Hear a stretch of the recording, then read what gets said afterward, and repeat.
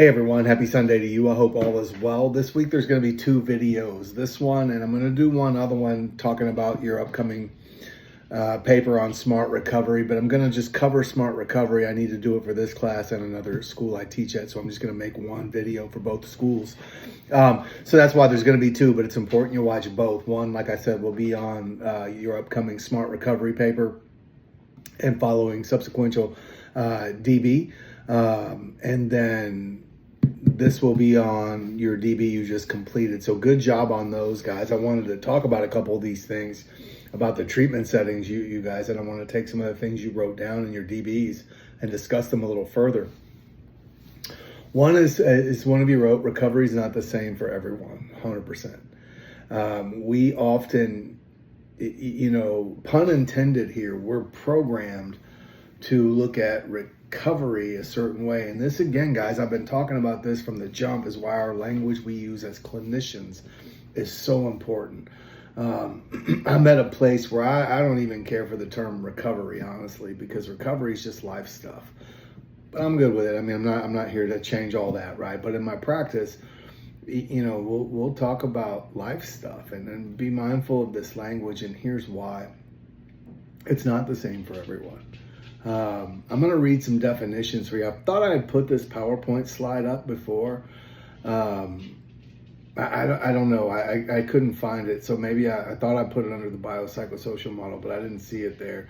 But it's definitions of what recovery are from clinically solid places. One is ASAM, American Society of Addiction Medicine. That's probably the most legit place we have in our field, right? And you guys should all know about ASAM. If you don't know it, get to know it. But they describe recovery as an active process of continual growth that addresses biological, psychological, social, and spiritual disturbance inherent in addiction. This includes the following factors: the aim of improved quality of life and enhanced wellness as defined by the individual. Substance Use and Mental Health Administration, SAMHSA, another great resource. Both of these resources should be in your LCDC resources tab, by the way. SAMHSA has a lot of free publications and information, and it's a wonderful resource. A process of change through which individuals improve their health and wellness, live a self-directed life, and strive to reach their full potential. NAAC supports this one. NAAC is also, it's in your LCDC resources tab. You should all be familiar with NAAC. That's our advocacy group as addiction counselors nationally. TAP, Texas Association of Addiction Professionals, is our local or state and local, citywide advocacy groups, right? They're solid, full of good information, CEUs. NAAC is the National Association of Drug and Alcohol Counselors. Be familiar with that. One of the things SAMHSA, to back up to SAMHSA, is they have a book called TAP 21. That is where I study. That's where I have my the intern I supervise directly study for their exam, is through that book. That's where I studied to TAP 21A is on clinical supervision. That's the book I studied to become a clinical supervisor for that license. So they have lots of free publications other than that. But the National Institute of Drug Abuse, NIDA, calls recovery a process of change through which people improve their health and wellness, live self-directed lives, and strive to reach their full potential. Mirrors the other ones. Even people with severe chronic substance use disorders can, with help, overcome their illness and regain health and social function. This is called being in remission. Being in recovery is when those positive changes and values become a part of a voluntarily adopted lifestyle. While many people in recovery believe that abstinence from all substance use is a cardinal feature of a recovery lifestyle, others report that handling negative feelings without using substances and living a more contributive life are more important parts of their recovery. The Journal of Substance Abuse Treatment, which is a peer-reviewed journal. So when you ask about scholarly resources, these are what peer-reviewed journals are: scholarly resources. It says recovery is a ubiquitous concept that remains poorly understood and ill-defined, hindering the development of assessment tools necessary to evaluate the treatment effectiveness. First off, the use of the word ubiquitous is amazing. That's a great word. But it's true. There's so many variables here and it's so poorly understood. It is impossible to really get an accurate measure, I think. And my Google just calls it a normal return to state and health, mind, or strength. The actions. Let me start that one over. Google says it's a return to normal state of health, mind, or strength. The action of or process of regaining possession or control of something stolen or lost. That makes sense. I call it any positive lifestyle change with the absence of consequences for mood altering chemical substances, right? So there's some definitions. Do you notice that there's a similarity in all of them? They all say as defined by the individual. My definition may be different than yours, may be different than AA's, may be different than NA's, CA's, AAA's, MBA's, you get it, right? This is why language matters. You also notice not one of them mentioned anything about programs or meetings or treatment centers or facilities of any kind. You also notice that they didn't use the word addict or alcoholic in any of those. Pay attention to that. There's a reason they didn't use those terms. Again, language matters, guys. So they didn't say anything about faith. And I know that's something for some of you here. And so I wanted to talk on that a little bit too, is we have to be careful using absolute, saying, well, God is going to help everyone, or even if that's my belief, right? It doesn't matter, because, I mean, it matters, but it has value for me. It doesn't make it good for my client, right? And saying, faith is a huge factor for anyone's sobriety, not necessarily at all, actually. There are lots of people who get sober without faith, that don't believe, and that's okay. They don't have to. Now, again, I think I've touched on this before. If I'm going to be a Christian counselor, meaning hang my shingle out that says I do Christian counseling, yeah, that language is great. That's what they're coming there for. But what if you don't? Like for me, for example, I am a Christian man that does counseling. I'm not a Christian counselor, and there's a big difference there. My faith doesn't change, and I don't disagree with that statement that it can, faith is a big piece. But for many people, it's not a piece, and you will alienate those people, therefore not helping them at all. Language matters. How we use the language matters. So that said, one of you said recovery isn't just about stopping use. Yeah, man, that's 100% too, right? While it may be the biggest hurdle up front, right, stopping the bleeding, but what happens after? AA has a term they use called dry drunk, which is somebody that stopped drinking but still exhibits the same behaviors as if they were drinking, right? They're angry, moody, irritable, sneaky, all lying, all the manipulative behaviors. I like to say it like this. If I sober up a car thief, what do I have? I have a sober car thief. Now I have to work on the car thief part, right? The behaviors, the thinking, the lifestyle. I have to really reframe all of that and rethink all of that. And that takes time. That's why these support groups like AA, NACA, SMART, Refuge, Celebrate, all of them are wonderful, but they're important to reinforce my thinking over an extended period of time. Which brings me to some of you mentioned aftercare, and I think I saw one of you write in there that what research tells us is that the longer we stay engaged, the better we do as a whole. And that's true. It's been my experience as well. People get sober a million different ways. Some people just wake up and say, done. That doesn't make them any more or less addicted to a substance than me, you, or anybody else, right? Just they're able to do that. The majority of us are not. And I say of us, people with a substance use disorder. What research shows us, what most professional research supports, is that people who attend treatment, get a foundation, continue with their aftercare programs, engage in some sort of recovery group, whether 12-step, SMART, whatever it is, get with a therapist, get with psychiatrists where needed for a year to a year and a half, the numbers exponentially increase for success, meaning long-term sobriety, abstinence. But yeah, you're right. You got to change your lifestyle. And so this gets us into a conversation of, what are your thoughts on mocktails, right?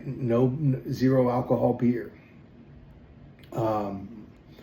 as far as you'll have clients ask you about that. I mean, I have clients ask me about that all the time, and how I approach that as a counselor is my personal opinion completely aside, and I'll share that with you, but it's irrelevant to my client, even though they're asking, is well, why, how is it helpful for you? My thoughts are personally that it romances a lifestyle, which we just said, or I just said, that's what we're trying to change. But if I'm hanging on to this piece, I don't know. That just doesn't. I wouldn't drink milk out of a whiskey glass, out of a highball glass. That seems weird, right? You know what I mean? So it's one of those things where, what is it that's making me feel like I need this to be okay, or to fit in, or to do whatever? I think again, it romances a lifestyle. Now that's my personal opinion. I've got some colleagues who have started a New Year's Eve party. It's a pop-up New Year's Eve party every year. And it's grown significantly every year over the past 5 or 6 years, maybe longer than that even. And I've had clients attend, and it's wonderful what they're doing. They want people to feel, quote, normal, and be able to have these parties and these things. And they serve the mocktails, and I've had some clients love it and say, man, this was the best thing. I felt as normal as anybody else, and I really loved it, and I appreciated it, and it was helpful.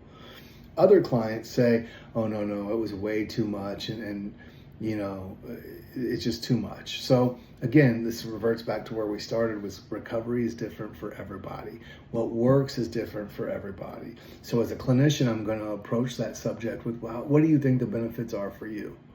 What do you think the potential pitfalls might be for you? Let's talk about that. Let's process that. And then you weigh your options and make a best decision for you, right? Again, my role as a clinician is not to choose for them or influence their choice. If I come in and say, hey, I don't think it's a good idea, I think it romances a lifestyle, that then it can potentially influence their decision, and that's not what I'm trying to do. Again, I'm talking about, what do you feel is the potential benefits versus what do you feel is the potential pitfalls of something like that.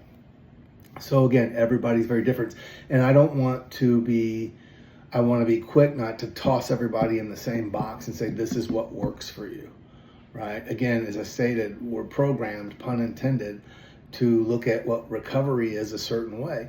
And that's just simply because AA was the first recovery group founded, like the first major group that stopped the 12-step model. They are the father of all of that. I think I saw, there's a documentary called The Anonymous People from 2012. It's a pretty good documentary. Actually, it's real good. Pretty outdated today, but real good for the time. And it said there was like 200 plus, 250 maybe, 230, I don't know, a lot of programs that either used Anonymous in the title or the 12-step model as a result of AA. So that says something. Again, wonderful program, not for everybody. So that also, one of you wrote about something about evidence-based care. And so I wanted to ask your thoughts on, is evidence-based care right for everybody? If you want to send me an email with a paragraph, don't give me like 2 pages worth of stuff, but keep it short and sweet. Give me more than a sentence of why you believe evidence-based is or isn't for everybody. Does it work for everybody? So we'll touch on that. Again, I'll give you 5 points on any assignment that needs it. Now, if you have 100, there's nowhere for me to add points, but I would still have you consider that statement either way. Is evidence-based treatment, evidence-based care, the best fit for everybody? Not even the best fit. Does it work for everybody is what I'm asking. I mean, it's evidence-based after all, right? Does it work for everybody? So then one of you wrote also, is treatment depends on the individual. Yeah, that's 100%. You could be in the best treatment, the best treatment facility on the planet and not do well, right? You could also be at the Will House in Deer Park, which is a free treatment facilities. It's really, it's a tough go there. And you could be sober. So people can become abstinent and change their lives in any setting. Would I prefer a nice bougie one? Yeah, you bet. But that brings me to what one of you wrote. The author says is treatment costs $6,000 to $60,000. $6,000 on the low end for a residential. I don't know any that cost that, to be honest. There's certainly none in Houston that cost that. Up to $60,000. Well, they go even further than that. They go up to $100,000. So treatment, this is the number one barrier. And what I gathered from most of your DBs is that you feel there is value in treatment. I absolutely am pro-treatment, and here's why. I think the value is being in a structured environment away from the substance is the main value. The education's good. The process groups are amazing. That's where a lot of what I like to say the magic happens, right? I ran process groups for years in an outpatient setting, loved it. But that's it's a barrier for people, right? So this is where I've said from the jump here too, you have to know your resources and what's available. There's a reason there's $100,000 facility. Now your first thought may be, whoa, that's crazy. And yeah, it is crazy to me too, right? But there's somebody out there that's what I want. That's what I'm gonna do.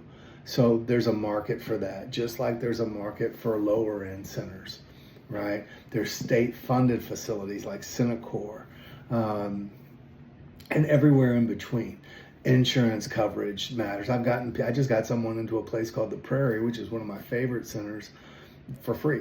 I mean, it's not free, they're paying their insurance, but the insurance covered it at 100%.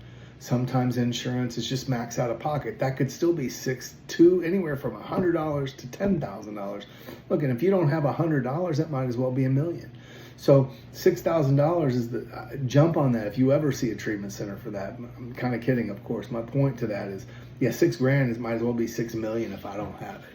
So it's important that we know all of the available resources, right? Every one of them. So yeah, it's just super important. You get to know your treatment settings, get to know the BD reps. They will answer your calls. They will walk you through processes. They'll tour you. They'll come to your offices, bring you lunch, take you out to lunch. They're always doing dinners to talk about their programs. They want to get the word out. I believe in touring treatment centers, getting to know staff. Yes, staff turns over, but the philosophies remain, right? The way they operate remains, the logistics. I want to be able to talk to somebody if I'm going to be asking them to go to a treatment center, and I want to be able to say, yeah, I've been there. And this is what I can tell you about it from my experience there. So I think it's super important that we really get to, again, I just can't stress that enough, know your resources. And I mean know them, not just know they're available, know them everywhere you can. That's another reason, we go to these meetings, right, is to get you familiar with them and get you familiar with new meetings and different meetings if you've already been around these rooms. So that said, guys, great job overall. I'm going to end this one here because I'm going to do another one on your upcoming Smart Recovery paper. But real quickly, let's talk about that because I'm only going to talk about the program in the next video since it's going to a couple places. But this week you have your Smart Recovery paper due. I'm going to encourage you to look at your last papers as I went through them line by line and told you where the updates were, what needed to be corrected. I'm assuming you're going to correct that on these papers. And most of it was very minor. Just make sure you make every effort to do that. Follow all your guidelines to the letter, the type of, turn it in a Word document, Times New Roman, 12 point, double space, APA title page, all the things. I haven't heard from anybody, so I got to assume you know what you're doing on all that. That said, and then you have a couple days, it looks like, this week ends on the 12th, and it looks like the 13th and 14th are a midterm break. Come back, you got 4 days to do till the 19th to do your DB on Smart Recovery. And then again, we're halfway through. We're more than halfway through. We're halfway through at the end of this week. By the end of week 9, we're obviously over the edge there. And then you have, looking ahead to 10, 11, and 12, you have, as this class, just repeats itself now, you got the process of treatment, you got a quiz on, then relapse and other problems encountered in a treatment setting. So we stay with this treatment setting theme. Then 12, you have a choice, and it'll be your last meeting to attend, of either Refuge Recovery, Recovery Dharma, or Celebrate Recovery. Refuge Recovery and Recovery Dharma are basically the same program. Somebody got angry at somebody, split off, started anew, but they're a 12-step model based on Buddhism principles. It's a wonderful program. And Celebrate Recovery is a wonderful program. It's a Christian-based 12-step program. So we'll get more into those as we go through the weeks. That's just a quick look ahead. Those will be your last meetings to attend, though. Again, great job on the DB, and be sure to watch the Smart Recovery video as well. Have a great week, guys.